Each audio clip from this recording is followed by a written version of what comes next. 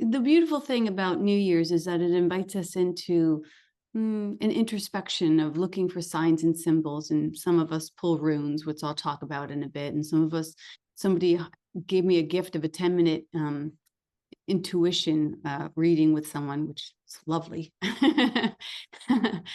um, and sometimes God just sprinkles your path with signs without even having to ask for them. And I often find that with the musician here, because I never speak to the musician before the talk. And always I feel like God is specifically serenading us perfectly for whatever content I'm delivering, but in music. And that song was just so perfect. Anyhow, it was beautiful. And that's it. We don't have to ask for signs. We're showered by them. So happy New Year's. We are in the threshold. We're in the blank slate of what will be in the beginning, the newness and the letting go of the old. The funny thing for us here in studying Course in Miracles together is that this is a constant. This isn't just happening at the beginning and end of the year. This is happening all the time. We're always taking in and we're always letting go. We are always on the eternal hero's journey, living in the ordinary and then being called into the adventure. And this ever calling into a greater adventure, it's not a choice. This is life. Life is always ever calling us into a greater adventure. And the river refuses to go stagnant. It just refuses. But we do get to decide how we're going to navigate these changes. Will we row the boat gently down the stream? Will we go with reluctance and rage and shake our fists at the heavens and demand an explanation for the changes that are occurring that were not on our vision boards and therefore are absolutely a horrible injustice of some kind, like God has got it wrong again? Or will we suit up and will we show up? And this talk is talking about when Jesus said we're going to go to the other side. And I just love that Zach had this song that he obviously wrote about the other side. Will we get to the other side of ourselves? Will we suit up? Will we show up? Will we live, life on life's terms and accept, with a tumble and with a twinkle in our eye, the fact that we're going to get tossed this year because we're stones in the tumbler of God. And we're going to move into the void and hopefully do so with empty hands. Basically, will we be pushed by pain or pulled by vision? The optimal way, according to A Course in Miracles, is to make no plans, and it says a healed mind doesn't plan. It says it places the future in the hands of God. Now, this is the optimal suggestion, but it's not what we actually do. Like I said, I've already pulled runes. I've gotten an intuitive reading from somebody. Like, I'm a curious cat. I think you are too. We want to know, what's on the horizon for us. We want to make plans and we want God to produce those plans. And we want God to produce those plans today or yesterday if it's optional. So that's who we are. And it's okay. We're curious. And I am not immune to that curiosity. So when I pulled the rune yesterday, when I was writing this talk, the funny thing about it is that the rune that I pulled was blank. It was like God was like, no, you get nothing. I'm giving you no details. You are on a need to know basis. You know this. If you don't know about runes are an ancient alphabet whose letters, they're just symbols and letters. They possess a sound and a meaning for each of them. And they're used as an oracle or as a divination.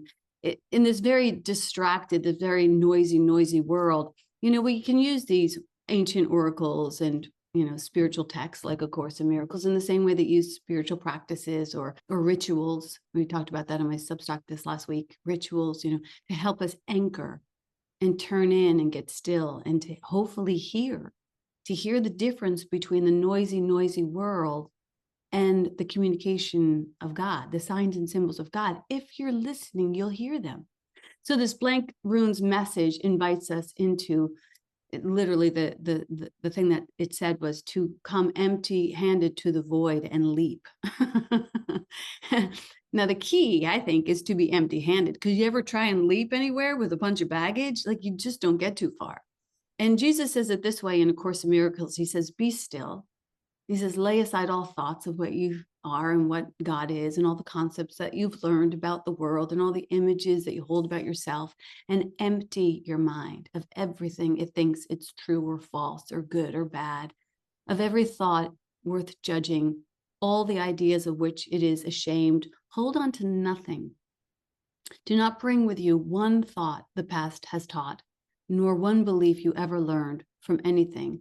Forget this world, forget this course, forget these runes, forget these songs, forget the sermon. Just come with wholly empty hands into your God. I think that is probably one of the most specific and applicable parts of the Course of Miracles. It's super clear, and still we come with baggage. So the guy who wrote this rune book, his name was Ralph Blum, and he says on the rune, it said that blankness, as we get to the blankness, that it held undiluted potential that at the same time is both empty and pregnant. I mean, I just think that's such a beautiful description of the divine. So this pause that we're invited to take, this blank space, this surrender, this listening, is the first step to show that we're willing to leap into the void with faith instead of to lean back, with fear. And that's the hero's journey. The hero gets the invitation, and then he never really leaps in empty-handed. He always kind of has to be pushed. And, that's okay. We are at the point of our consciousness, I think, where we're not leaning back and we're maybe not leaping forward, but we're doing, as Sherry said before we hit record, like, I'm moving at the pace of peace. I'm no longer rushing. I'm no longer hustling. I'm just moving in the flow. And that's really the optimal. Our Miracles Live 365 calls, in many ways, those lessons, especially the beginning lessons, give us the opportunity to empty ourselves. In the first 5 lessons, it says, nothing I see means anything. Let me empty my sight. I've given everything all the meaning that it has for me. Let me empty my meaning that I'm giving. I don't understand what anything I see. Let me empty my addiction to trying to understand everything. That's a big one for a lot of us. These thoughts do not mean anything. Let me empty my thoughts. For many of us, it's like, is that even a possibility? And 5, today's lesson, I'm never upset for the reason I think.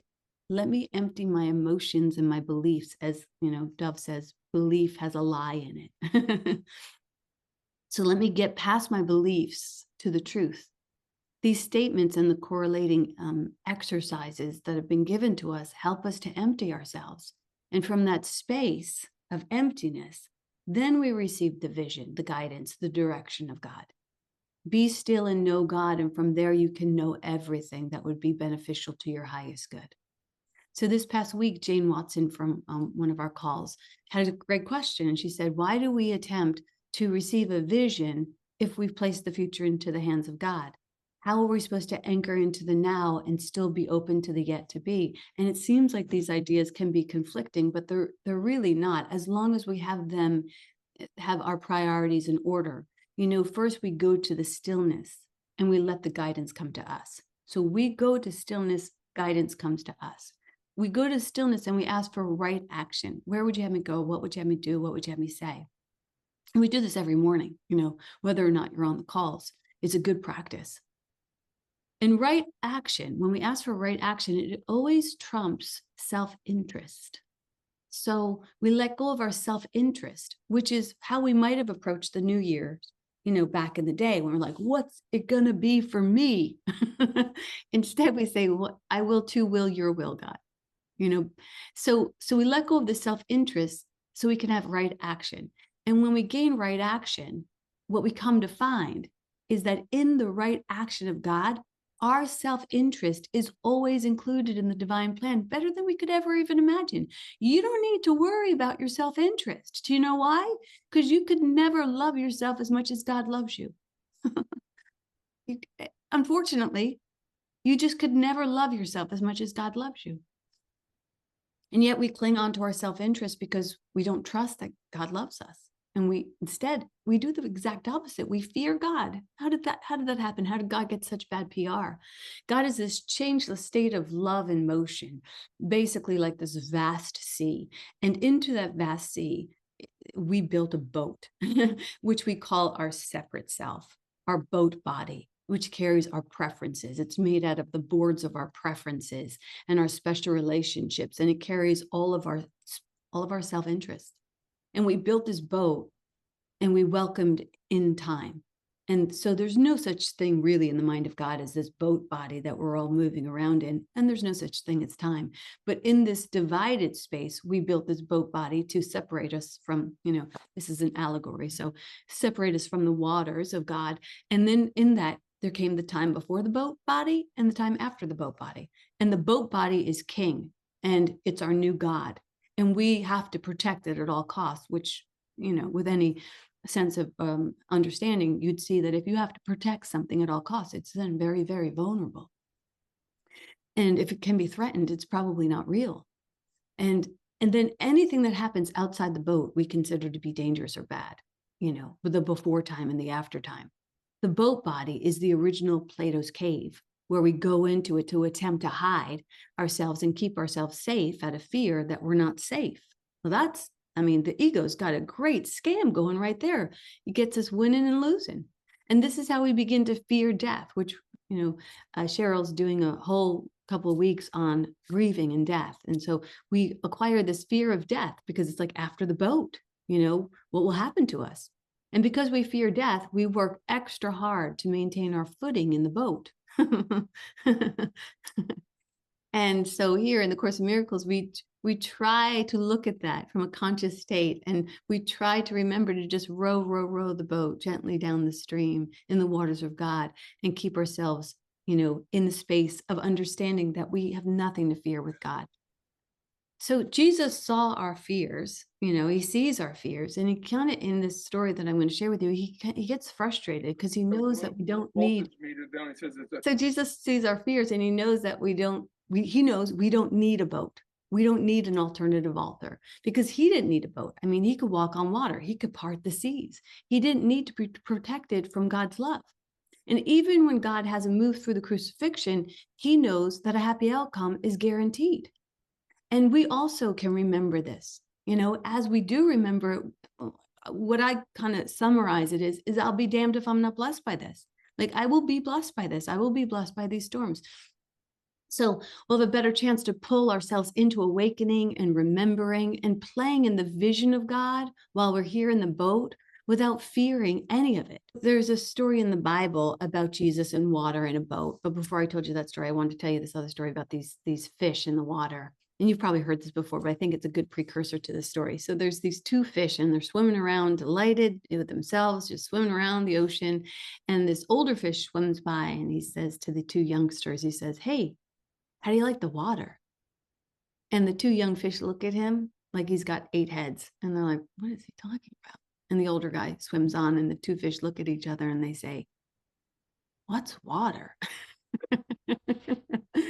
It reminds me of this story that I'm about to tell, because in the story, Jesus knows that water is not to be feared, but he also knows what's water, So it's in Mark 4:35, and it comes after Jesus does all this teaching about the seeds and the soil and how to use, good stewardship around your seeds and your soil.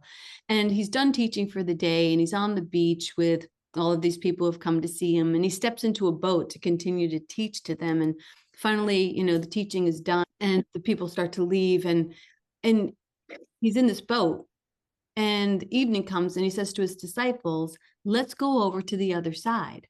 They all get into the boat with Jesus, and he says, "Let's go over to the other side." And they leave the crowd behind, and they go out to the sea. And what happens in the sea is this big squall comes up, this big storm comes up, and this wave breaks over the boat. And it's to the point where it's nearly swamped. And Jesus is in the stern, which is the part of the boat, interesting, where it has the propeller and also the place where you steer. So he's in this place, but he's not propelling anything, and he's not steering anything. You know what he's doing in the boat? He's sleeping in the boat. He's sleeping on a cushion. And the disciples wake him up, and they say, "Teacher, don't you care if we drowned?" And he gets up, and he rebukes the wind and says to the waves, "Peace, be still." And then the wind dies down, and it's completely calm. And he says to his disciples, "Why are you so afraid? Do you still have no faith?" And they were terrified, wondering, like, who is this person that even the winds and the waves obey him? But of course, the winds and the wave obey him. Form follows consciousness. It's done unto you as you believe. He's not separate from the waters of God. He has nothing to fear. You and I still believe that we have something to fear. When we surrender our fears and our intentions and our self-interest to God's will, we too can sleep through the storms on a lovely cushion, even as the world runs around in fear. So often in stories like this story, we have this storm, and the storm represents change. In The Wizard of Oz, we have the tornado that sweeps Dorothy off to Oz, and Mary Poppins, we have the weather that blows in all of the nannies and then blows them out again. And when they ask Mary how long she's going to be staying with them, she says, till the weather changes. And in Home Alone, another example is that the storm comes in the night before they're leaving on this big trip and knocks out all the electricity. So they all sleep in and they get so riled by this change that they leave Kevin at home. So we have storms in our lives. We all have storms in our lives. Storms usher in change. It's going to happen this year as it did last year. A few storms blew in and you got to decide, how am I going to be with this? We watch our lives go sideways and we think, oh, I'm going to die. Like the disciples in the boat, they thought they were going to drown. And we think, sometimes this will kill me. And sometimes it does. Sometimes the change is so great that it does kill us. And then the next morning we wake up and the new version of ourselves is there, like Jesus leaving the cave. We resurrect into a bolder version of ourselves. And that's what storms can do.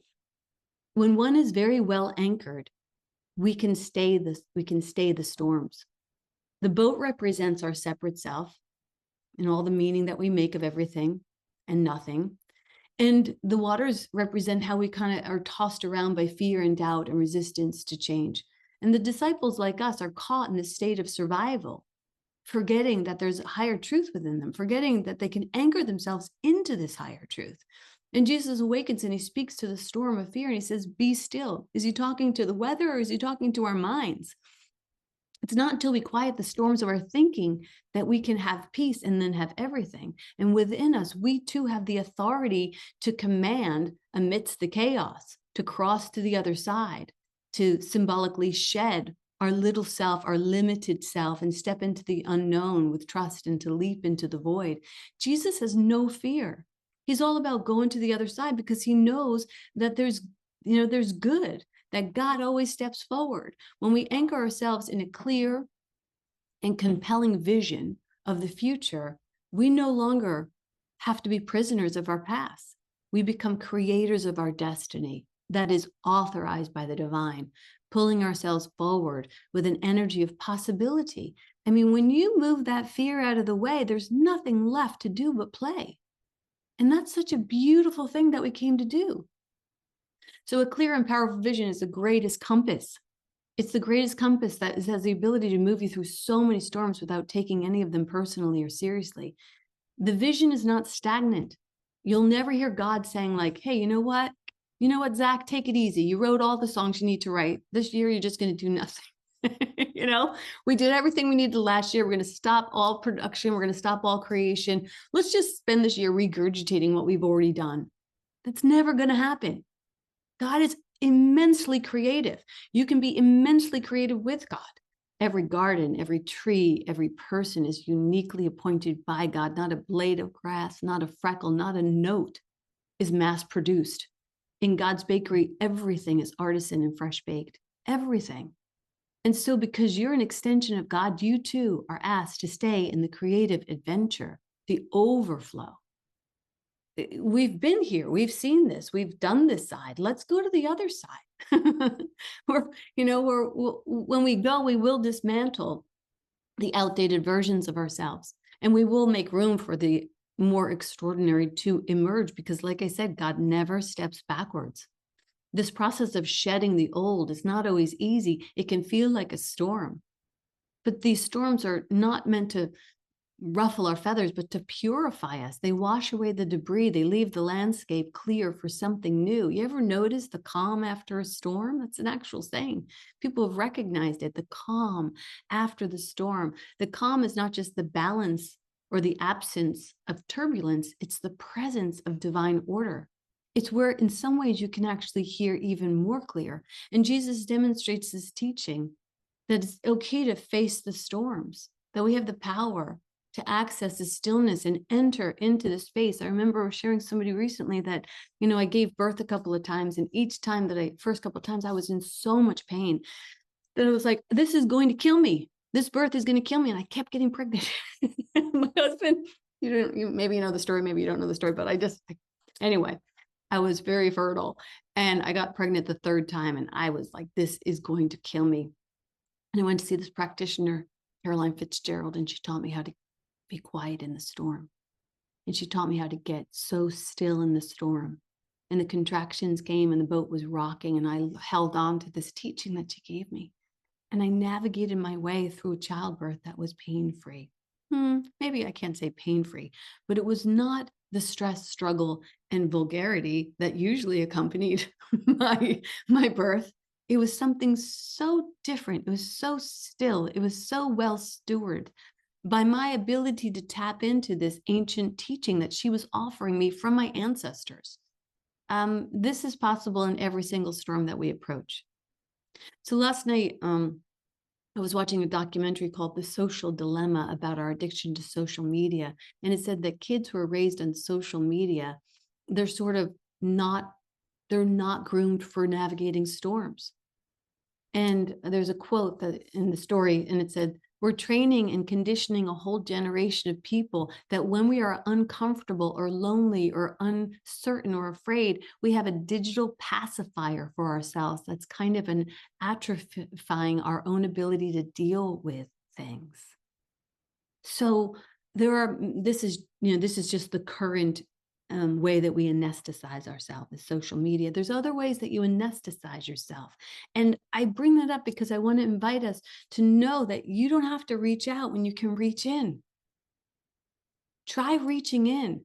Basically, our kids are being taught to fear the storms of life, to avoid the awkward angles, and we're anesthetizing our experiencing this, and we're giving ourselves too many trigger warnings to ever even experience an authentic experience with anyone. We don't have to do that. God might very well have a few storms for us this year, but we don't need to navigate them in fear. In his book, Falling Up, Richard Rohr invites us into a deeper truth. He says that life's most profound growths often come not in our rising, but in our falling. And I know that that's been true for me. He reminds us that our struggles, our failures, our losses, these moments that we'd rather avoid are not detours from God's plan. They are the plan. These storms are invitations to discover the divine, not only around us, but within us. They call us to the journey to our true self, a sacred dance beyond the striving, which according to Rohr happens in the first chapter of our life, where we strive and strive and strive to get somewhere, And in the second chapter, which some of us are in, we move from striving to cherishing. Oh, isn't that nice? I think that's what Jerry was talking about earlier when she was saying, I'm not hustling anymore. So Rohr assures us that in God's economy, we fall not away from grace, but toward it, like prodigal sons and daughters. Our mistakes are not the end of the story. They're the doorway to a deeper wisdom, a richer love, the tumbler instead of the tragedy. We're stones being put inside a tumbler to be polished up to our brightest, our most beautiful self. And that's just part of the holy journey. Every step preordained, gently planned. I will close with this. We have this process from Reverend Beckwith, who gives us the 4 questions. And I invite you to take some time in the next week to be still, to get to that stillness and ask these 4 questions for yourself, for your vision, for your life. And the first one is, what is the highest vision for my life according to God's plan? What is the highest vision of my life according to God's plan? The second one is, what do I need to let go of in order to fully step into that vision?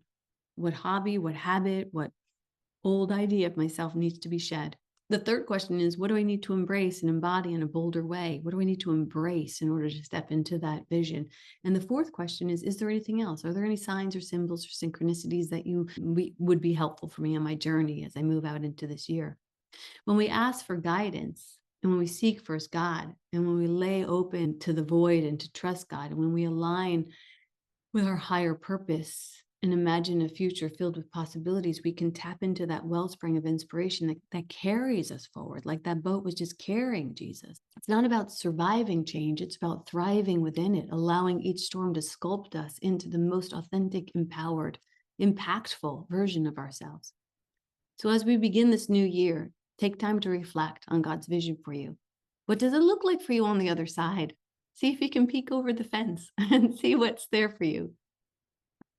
And as we get to the other side, this is where the invitation of true transformation can happen. So when Jesus calms the storm, we too can calm our minds. That's our jurisdiction, is to calm our minds. He demonstrates not just his power, but the potential within each of us to transcend this fear and limitations, to transcend and transform, not by playing safe, but by playing fearless. And as we leap empty-handed into the void, may we remember that the divine within us will always be greater than the storms around us. Always and always and always. And that's the word.